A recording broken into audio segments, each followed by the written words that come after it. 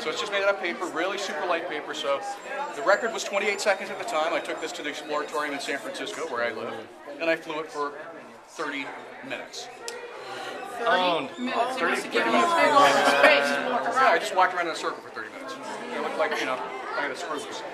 Anyway, so I sent that video to the Guinness guys, and they said, that is just incredible. We've never seen anything like that. That's really innovative, but we're going to have to change the rules to forbid your kind of plane. So that's what they did. So I don't have the record, but I do have a really cool airplane. Super light. The leading edge is drooped down. The trailing edge is bent up. That makes it have resistance to forward motion. That's called drag. Okay.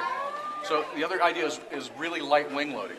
The lighter the wings are, the less effort the plane has to make to fly. Those little bends make a lot of difference. So it's so super light, yes. That's the only structural integrity of the plane. If I didn't put those longitudinal bends in the wings wouldn't stay stiff out there. So that's what these are. This is actually down elevator to counteract the up elevator back here. So those are two things working in opposition. Again, just to junk the wing up as much as possible to get it to move forward slowly. Now watch this plane fly.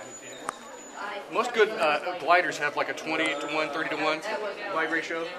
That thing is 1-to-1, right? Every foot it goes forward, it falls a foot. There's only one aircraft in service that has a 1-to-1 glide ratio, and it's the space shuttle. The NASA guys call it the flying brick. So that's not a good glide ratio.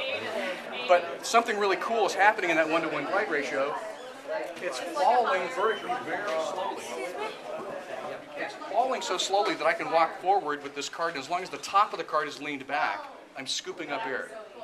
And as long as the air is moving up, the same speed the plane's moving down, it'll balance on that wave of air.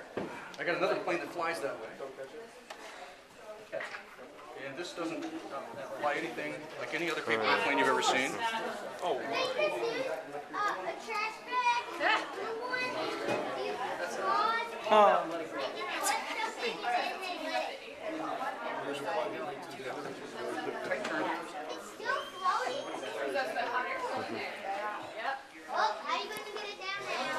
Nice.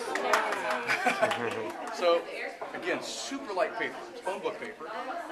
One long edge is bent down, one long edge is bent up. That's what gets it to tumble. One end is bent up and one end is bent down. That gives it resistance to side slip, which was the reason I did it in the first place. And it ends up being a really lucky guess, because if you bend both ends in the same direction, you actually move the center of gravity off the rotational plane. Translation of wobbles, instead of spinning smoothly. So you want one end up and one end down, and that keeps it flying straight and keeps it tumbling cleanly. Now, other than that, there's no real rules on these things. You can make them really super small if you want, or even a little bit bigger. Yeah, that is. Here's a version of that same idea. So small, and made out of tissue paper. All right.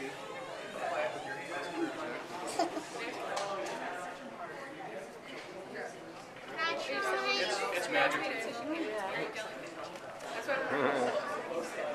Nice.